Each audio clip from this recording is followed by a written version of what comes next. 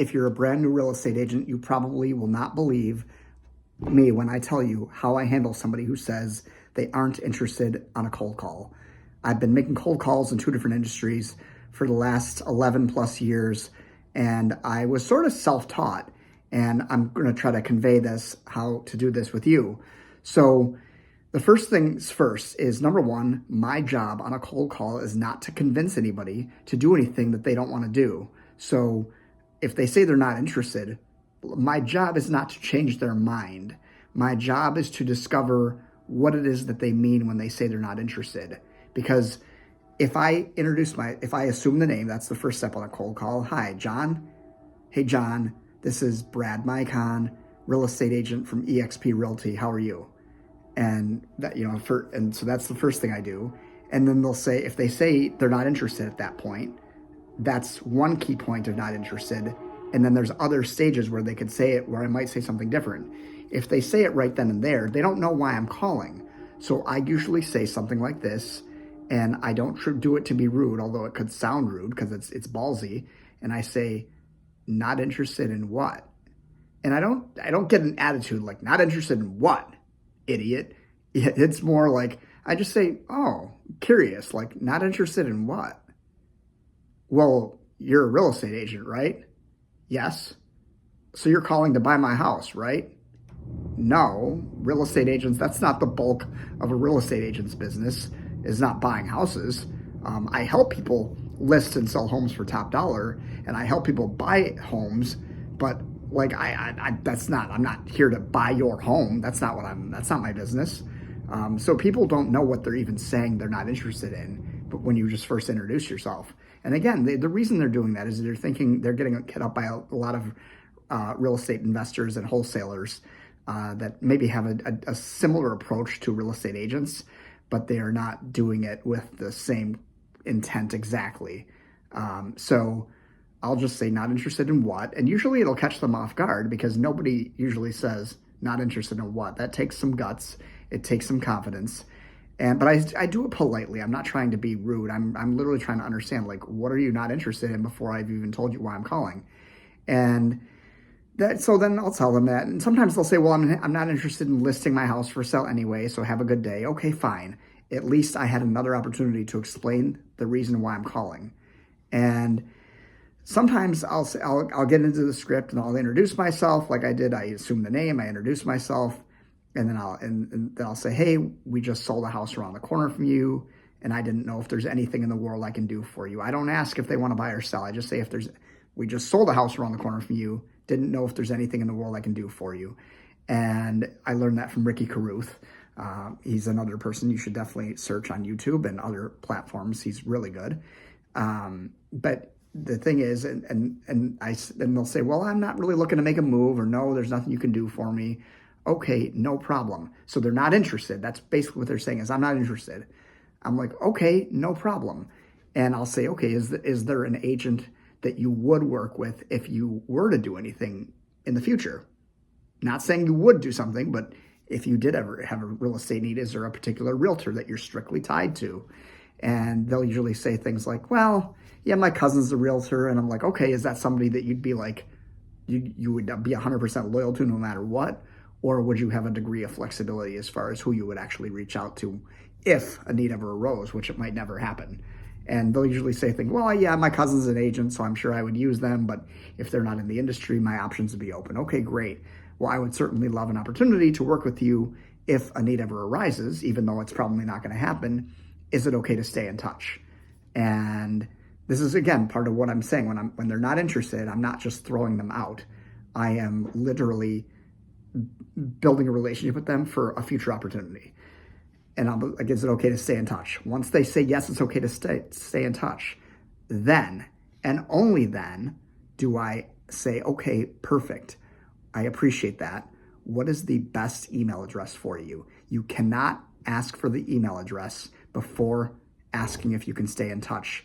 The amount of times that you're going to get an email address doing it that way will be way less than if you do it the way that I'm telling you to do it, which is ask for permission to stay in touch first. And they'll say, okay, great. What's a good email for you? I got it. Okay, perfect. I'll send you over my contact information. You might never need it, But if you ever have any questions, feel free to reach out to me. And even if you just need a handyman or plumber referral, give me a call. I'm happy to make a referral. Have a good day and have a great Thanksgiving or Happy New Year or whatever. And that's how I'm turning not interested into a future opportunity. That's also what I do. So on the front end of a call, I say not interested in what. At this point, like, they might say, hey, like, I'm not looking to do anything. No, you can't stay in touch. No, I don't have a real estate need and I don't have an agent. It doesn't matter because I'm not looking to do anything. I mean, if they're really shut down, well, then they're gonna end the call anyway. So you just kind of let them go, loosen the grip a little bit and let them go because they don't really want to be pushed. Nobody wants to be pushed. I just mean that they're showing that they're closed off. So there's no point in trying to pry their arms open, getting them to have a conversation with you and getting them to even build a relationship with you, even though you know that you're not trying to sell them. You're just trying to build a relationship. That's it. They think, oh, this person's trying to sell me something. Well, no, I already know you're not interested in doing anything. I'm just trying to see if we can stay in touch because I'm happy to be helpful, even if it's not real estate related. So that's kind of how I handle not interested and turning it into a future opportunity. And then I'm trying to think what else. Sometimes they'll say, hey, I'm not looking, like I'll introduce myself and they're like, we're not interested. Okay, gotcha. No problem. But if they say, yeah, we're going to stay in our home. If they say something like that, like in the middle of the conversation, I'll usually say something like, okay, gotcha. Like, is this, so it sounds like this is likely your forever home. Are you looking to make a move like in the future, like 3 to 5 years or even longer from now? Or is this more than likely your quote unquote forever home? And I'll even say it like that, quote unquote forever home, because nothing is forever. And sometimes you'll have prospects that'll say, well, nothing's forever. But I'm trying to let them know that communicates to them that I'm trying to communicate to them that, like, I'm just looking to build a relationship with you in case you ever have a real estate need, which might never happen. So I'm saying I don't want to just throw them out and never call them again. I want to say, okay, I know you're not looking, because people's immediate, when you call a property owner, they are thinking that you want immediate business. And of course you do, but they think that you're only willing to accept immediate business. And that's because that's just what they think. But it's also because some real estate agents are only looking for immediate business. And I am telling you right now, when you're circle prospecting or cold calling neighborhoods, building your brand and building your name, like, you want to have relationships with people who aren't interested. You genuinely want to have relationships with them, which is why I tell you to offer them help, even if it's not real estate related. Be a resource for them. Be the just go-to person for everything. Because the fact is, a person. You might not be the guy for something if it's not real estate related or gal, but the fact is, a guy or gal that can help them with whatever they need. Or you are that person, even if it's not real estate related, like moving a piece of furniture, mowing the lawn, whatever. And so their approach, they think that you're just looking for immediate business. So that's why I'll say, okay, they'll do something subtly. These property owners will say, not right now, or not yet, or not at this time, not quite yet. Yeah, I think we're all set for now. Sometimes the way they say something, it's leading you to the next question that you're going to ask, but they don't tell you this outright. You have to read verbal and tonal cues, and where they say, yeah, like not right now. And then you're like, okay, gotcha. Are you looking to do something like in the next 3 to 5 years? Or are you more than likely in your forever home? But you don't, when they give you that verbal cue, you don't say, are you looking to do something in the next 3 to 5 years? Because if it's not 3 to 5, if it's longer or if it's shorter, they're just going to say no. Even if it's a year or two from now, they'll say no. So you say, okay, are you looking to do something in the next 3 to 5 years? Or is it hard to say? Or are you more than likely in your forever home? That's also, you can interchange those questions. But you always want to give either ors, and that is a psychological hack or trick that it's not a hack, or it's just nothing nefarious about it. It's a way of communicating that makes them feel like you're the consultant, not somebody who's trying to pressure them. And you're like, hey, what are you looking to do? Are you looking to do this or this? And if it's something in between, they'll be like, Well, not quite 3 to 5 years. Okay, gotcha. Are you looking to do something like, it's 2025 now in November, so I might say, are you looking to do something like next year or the year after, more likely? And again, I'm trying to give them choices, but again, giving them the further out choice, that lets them know that I'm consultative and not looking for immediate business. I've already said, hey, listen, I know you're not looking to do anything right now. You've kind of given me an opening here. I'm trying to find out, are you looking to do anything in the next 3 to 5 years? Or sometimes we'll even say, are you looking to do something in the next 3 to 5 years or much further out than that? And people will say, oh, much further out than that, my kids are in first grade. And so obviously that means that when they're after they finish 12th grade, they might be downsizing or something, or maybe it's after elementary school or whatever. But the point is, I give them these choices, and this is how you turn not interested into a relationship. That's what this is. It's not turning not interested into a yes, because they're not ready yet. And then you're like, okay, gotcha. And then if they say, well, I'm not looking to do anything just yet, but I am looking to do something in 3 years.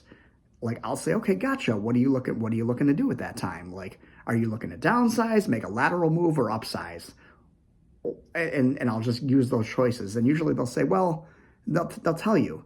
And I'm like, okay, are you looking to stay in this neighborhood or move out of the area? Move out of the area. Okay, out of state or just out of the general vicinity of whatever city they live in. And again, these are just choices.